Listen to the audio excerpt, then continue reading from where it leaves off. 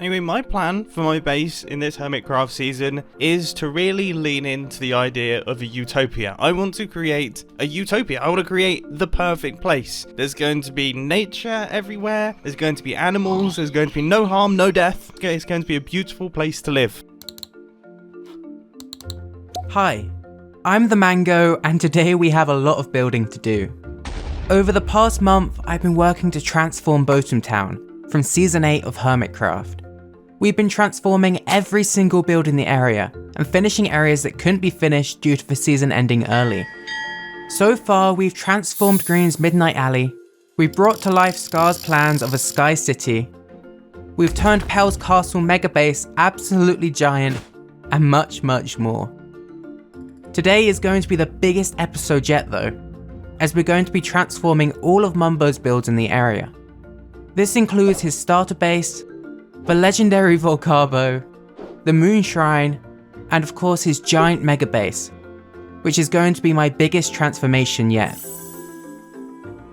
After this episode, we'll only have the finale left, where we'll be working on Impulse's builds and finishing all of the other areas in Boatem. Make sure you subscribe so you don't miss it. Anyway, let's begin. I thought that the best place to begin this episode would be with Mumbo's starter base. If this is the first Boatem video of mine that you've watched, you might notice that Teresa is missing. Back in episode 1, we moved her to be hidden away in Green's Midnight Alley, locked away in a vault. Because of this, all we need to transform is Mumbo's VW bus and the area around it. My main goal for this area was just to make it more enclosed, and to have it fit in more with the area around. We've been working on transforming the central part of Boatem into more of an open forest, with lots of plants and trees. I added quite a few around the bus and a load of potatoes to make it feel quite tucked away and hidden. This fit in really well with Mumbo's Peace, Love and Plants theme, which he used throughout the season. To finish the area, I added in a small entrance archway and a load of trees. On the trees, I used a mixture of mushrooms and grass just to make them look slightly more magical and aged. Around the back of Mumbo's base, I decided to remove the giant pillbug statue as I thought it looked a bit out of place with all the edits we've been making. I know it's extremely important to keep though, and so I've saved a schematic of it and we'll be putting it into a much cooler area next episode. I have some really cool plans for that. For now though, I just filled in the area with some more crops like we'd done around Green's starter base, leaving some space between them and the mega base as we'll be expanding that quite a lot. Right outside of Mumbo's starter area is the VOLCARBO. If you can't remember what this is, it's basically a volcano that shoots out potatoes for people to buy. I decided to remove it as I didn't think I could make it fit in right in the middle of Boatem, without it looking really small or really out of place. I did rebuild it though, as a slightly larger volcano just outside of Boatem. This volcano won't work as a functional shop though for 2 reasons. One is because I am awful with redstone and won't be able to make it work, and the other reason is because nobody brought these potatoes anyway. I have no clue why Mumbo decided to build this. Instead, I just built a bunch of huge potatoes flying out of the volcano, covering them in light blocks so they'd glow at night, like molten hot potatoes. I really hate knowing that I spent 3 hours of my life building a potato volcano, but here it is. With the VOLCARBO out of the way, we could move on to the Harmless Harvest shop. This is meant to be a very eco-friendly shop, designed to look like it's built inside of tree stumps. My original plan was to expand the stumps to make them bigger, so I could shape them more to be more round, but I don't want to just expand everything. Instead, I just added a few small edits to the shaping, and switched up half the logs to be stripped spruce logs to help define each stump a bit more. I also then added a couple of extra pieces of nature, like some flowers on top and some mushrooms growing out the side of the stumps, with some vines hanging down from them. I also added 1 or 2 extra stumps around the back of the shop, which will just help to give us more room when it comes to the interior, but they're very small from the outside. Talking about the interior, I tried to keep it very cozy, but did want to add slightly more room for more storage. I also lowered the floor by a few blocks so I could flatten the roof out a bit more, adding a small staircase to enter and exit. With all the barrels added in, the store was complete. I'm quite happy with how it came together. It still looks very alike to the original, but with a few slight edits. To make it fit in more with the area, I just went around and added a couple of trees and path decorations. This really just feels like an extension of the starter base, which is exactly what I was going for. Right next to the shop is the last one of Mumbo's smaller builds we'll be working on before the mega base. This was actually added to the season right near the end. It's the Moon Shrine. This was created to please the moon gods, which clearly didn't work seeing as how the season ended. This was another thing I wanted to move somewhere else, but I just didn't want to move everything around as it wouldn't feel like Boatem anymore. Instead, I kept it here but made some slight edits to the blocks used, mixing in some lapis ores to make it look slightly more magical, as well as adding some blue and purple flowers around the area, with a bunch more trees. I then went in and adjusted the floor a bit to add a more clear pattern, and I made some slight edits to the fire pit in the centre to make it more grand. Lastly, I adjusted the moon to be bright white using quartz and calcite. I thought this would contrast better with all of the blue fire underneath. To help it stand out at night time, I added in a few lit candles around the moon, which looked like stars. And with that, the shrine was completed.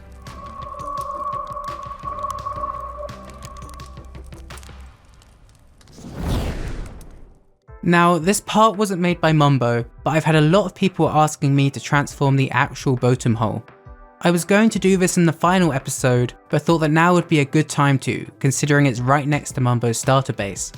I didn't make many edits, I just increased the size of the hole to be a bit wider, adding in loads of glowing gems and ores along the walls to make it look really magical. This did destroy the meeting room underneath, but I'll be working on rebuilding that in the next episode. For now, I just want to focus on the hole itself. At the bottom of it, I added in a couple of pigs for people to sit on, dangling down into the void below. This is definitely not a safe place to sit. Around the hole, I cleaned up the area a little bit, adding in a couple of trees and plants before adding in one last giant feature. I asked my friend Clores to design a statue of the Boatem Hole to put on top of the hole. I didn't specify the size of the statue very well though, and so he ended up creating this absolutely giant statue of the Boatem Hole. It looks amazing though, but it might be slightly too big. I've asked him to make a smaller version of it too, but let me know if you think it'd be better to keep the big version. Either way, I'll show you the smaller one next episode, once it's been built. But with that, we'd finished the central area, at least for now. We'll transform Impulse's house and shop next episode, and also adjust a few other areas to really complete this area. But for now, it's starting to look good and really complete. Either way, we can now move on to the mega base, which I'm really excited to show you. Right from the start, I knew that I had to increase the size of the mega base. While it's already pretty big, I've been increasing the size of all of the bases around it, so it looks kind of small now in comparison. I'll be fixing that though, and this will soon be the biggest of all of the bases. To increase the size, I just moved the current part upwards and backwards, extending the terrain downwards and out a bit, in a shape that looks like a giant armchair. I also created a small ravine in the centre, which a river will run down. And yes, I did make sure to do the back. The back of this base won't be anything too special, but it will be there, so it doesn't look incomplete. We'll later just cover it in trees and other pieces of nature. I made all of this terrain out of gold blocks before switching the blocks to be a more similar palette to what Mumbo used, with mostly stone being used, but I also mixed in some andesite and emerald ores for a pop of colour. As well as this, I created a few small slightly indented parts of the terrain where I used deep slate, like Mumbo had done to create some more depth. With all of that sorted, I added some grass on top as well as some poppies and dandelions. For the river that runs down the centre, I added in a bunch of sand to make it fit in more, and I then extended the waterfall to run all the way down the cliff into the river below. To make sure the splash looked a bit more natural, I added in some white glass and glass panes, which created a really cool effect. Finally, for the terrain, I wanted to add in a bunch of vines around everything. When I started making this terrain, I removed all of the vines that Mumbo had placed as they'd extended out to be really long over time, and covered the entire build. Instead of using Minecraft vines, I decided to create hanging vines using jungle leaves, which stretch along parts of the terrain. These cover the entire base. To make the vines look slightly more detailed, I added in some drip leaves hanging down from them, using gold blocks as a placeholder to make them possible to place down. One last detail I quickly decided to add in right at the end was some giant mushrooms which are growing out of the stone, using a mix of red and brown mushroom blocks to create them. These really help to add some colour to the otherwise very grey cliffs. I think I did a pretty decent job replicating Mumbo's style of the terrain, but either way, most of it will soon be getting covered up with builds and trees. Currently, Mumbo's base is covered in loads of brightly coloured houses, inspired by a mountain town in the Philippines. I want to add even more houses extending downwards on the terrain we just added, but first I thought I'd go back and put my own spin on the houses that Mumbo had already created. With the base now being bigger than ever, I decided to really add as much colour to the houses as possible, so when you're far away from the base they still stand out. If we used duller blocks, then it would all end up blending together. To achieve this, I used concrete blocks which have so much colour to them, using some concrete powder and wool on some of the houses to add a slight gradient to the colour. I also then simplified some of the designs a bit, just so that when there are loads of houses it doesn't look too cluttered. For the roofs of the houses, I decided to switch them up to make them look like they're made out of tiles, with some houses having deep slate tile roofs and some of them being made using mud bricks and copper blocks. Adjusting all of these houses took me days, but I think it was worth it. What I noticed during this though is that Mumbo reused a lot of the same shapes for the houses, which helps add some unison to the city. This is great as it means we won't have to make every new house unique later on. Instead, we can just make a few designs and recolor them with some slight edits. I also made sure to adjust the houses which are on top of Green's cave, which Mumbo added to tie the two bases together. With all of the houses transformed, I then went back and transformed the trees. While the current trees do look great, I wanted to make some slightly taller ones to help add some extra height to the area, considering how big the terrain is now. These new trees are also slightly more bushy, filling up the area a bit more. As a final touch, I went back around the village and just cleaned up some of the pathways, using jungle wood slabs to smooth out some of the inclines on the path, and mixing in a couple of flowers to brighten the area. I also added a few lanterns on the fences around the paths to brighten the area up. This just helped to make it all feel more complete. Connecting each side of the village together are also these really long bridges. I decided to make a few edits to the bridges while keeping the same shaping that Mumbo had created. To do this, I just filled in some of the gaps in the bridges to make them safer to use, and added some fences along the sides as handrails. In a couple of spots you can see the fences have broken off from the bridge and are hanging down below. As a result, the bridges looked a bit more bulky, which helps them stand out. They're still far from safe though. The view looking down from the top is absolutely horrifying. I hate heights, so this is like a nightmare for me. Now, one thing I noticed with Mumbo's base while watching the season is that his original plan seemed to change a bit, which is normal to happen as you work on a project. Mumbo's original inspiration for the base was this image from Instagram made by Thibaut Simmer. I thought it'd be fun to try and tie the base back into this image, adding in some structures inspired by the temple areas. I wouldn't want to add in anything too large as it might take away from what Mumbo's already built, but I thought that a few towers and arches on the lower section of the base would fit in nicely, and tie the build to the original vision.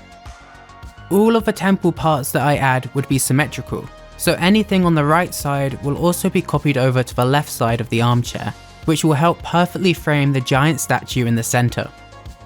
I also created this large archway which goes over the gap, joining the towers together. I kept it pretty thin though, as I didn't want it to block the view of the waterfall too much. On either side, I also created a couple of smaller towers, which each hold a giant fireball. These would help to really light up the base at night time, making it look a lot more warm and grand. I tried to really separate the structures onto all of the levels of the base, with this archway being right at the bottom and some of the fire towers being right at the top next to the main statue. This way it will all blend together a lot more once the base has been finished, when there's trees and houses and everything else in between. I'll be completely honest, while I was adding all of these temple parts I didn't really like how it looked too much, and I was actually kind of worried that I'd ruin the base. I kept going with it though, and I'm really happy I did. The base doesn't truly come together until we add the final touches later on, and that's when I instantly began liking the base. And now we can move on to filling in the remaining blank land with some more houses. As I mentioned before, all of the houses Mumbo created use similar shapes, and so I could just make a couple and then paste them all around, before changing the colour of a couple just to make them look unique. To do this, I just went into a flat world to create the houses, building them in a variety of sizes and shapes. From there, I then saved each schematic and then pasted them onto the terrain. Next, I recolored them and added some chimneys onto a couple of them to make them look more lived in. I kept them relatively spaced out though, so I can fit in a lot of trees between them all. The next step was to add some pathways which connect all of the houses, as well as adding in a couple of bushes. While adding these bushes in, I realised that I should probably add some vines to the temple area to make it look more overgrown, and so I quickly went back and added a couple of them in. Similar to the vines around the terrain, I used drip leaves to add a couple of extra shapes to the vines. Just like with the houses, I didn't think there would be a need to make every single tree unique, and so I created a couple with unique shapes and heights, which I could then paste down all around the terrain and rotate. Building each by hand would literally have taken me months. I pasted these onto any grass areas that I could find, in between the houses and on the edges of the cliffs. I also then went around to the back of the base and flooded it with a ton of trees just to help it look more natural. The back definitely doesn't look amazing, but it doesn't have to, as most people won't ever see it anyway. And now is probably the coolest part of the entire base. I removed the giant statue from the top of the base and sent it to my friend Bob Geem, who's an expert with building statues. I basically asked him to make the statue double the size, so that it would fit in better on the larger terrain. I also asked if he could put his own spin on it, making it look more natural and alive, to fit the theme of the base. He ended up creating this absolutely insane statue, which I placed back at the top of the base where it belongs. I seriously love it. It has the same shapes and theme as the original statue, but also looks really natural, like it just grew out of the ground. I decided to add some extra lighting to the statue though, adding light to the peace sign and plant statue that it's holding, as well as to its eyes and obviously to its moustache. On top of this, I went around and added some other lighting in areas, like adding some red candles coming off the fire torches to make the flames look more realistic at nighttime. I also added some orange candles across the river at the bottom of the base, which looked like fireflies. Another small detail I chose to add was some butterflies. I really struggled to build these because of how small they are, but they ended up looking fine, and they also helped to add some extra life to the build. I recolored some of them as well so that they add a lot of colour to the base, fitting in with the houses. I didn't think that butterflies would be enough nature though, and so I spawned a couple of mobs all around the base. This includes a ton of parrots, bees and pigs. I ended up regretting adding so many parrots though, as it's all I could hear while I was finishing the interior of the base. Either way, these small details really helped to add life to the build and finish the exterior perfectly in my opinion. I also decided to add some life to some of the trees, having them grow a variety of different fruits, which I added using invisible item frames. There's an apple tree, a glowberry tree, and of course my favourite, the cookie tree. I also added a couple of other trees which you'll have to find yourself. I'll be posting the world download for this entire project once it's finished in my Discord. So if you want to be the first to get it once the last episode's out, make sure you join it. I'll leave a link in the description. Anyway, let's move on to the interior and wrap this base up. Unfortunately, the really cool door to get into Mumbo's base through the waterfall wasn't working. However, I've kept the door the same size and in the same position, so hopefully I can fix it in the future. For now though, I've just left it permanently open. If you can't remember, during this season Mumbo was also known as Potato Boy, and inside of this mega base was his superhero base. He mentioned his main inspiration was the Batcave, and so I wanted to really work on turning it into a cave. First of all though, I switched up some of the blocks used for the walls, adding in a darker colour scheme. I also added some beams which go along the room, holding the glass panel on the roof up. I then switched some of the acacia on the floor to warped planks, as I think it fits the colour scheme a bit more with all the darker blocks that we've added. In the centre of the floor I decided to remove the planter, and instead I switched it to be a glass floor, adding in a large cavern underneath which people can walk over, to really make it feel like you're in a cave. I've toggled night vision here so you can see, as the base is pitch black right now as I've removed all of the lights. But I then worked on expanding the base upwards to have a large cave on top, which you'll be able to see through the glass roof. I made the cave area super mossy and added in some vines which are hanging down, but you probably won't see any of this from inside the base anyway.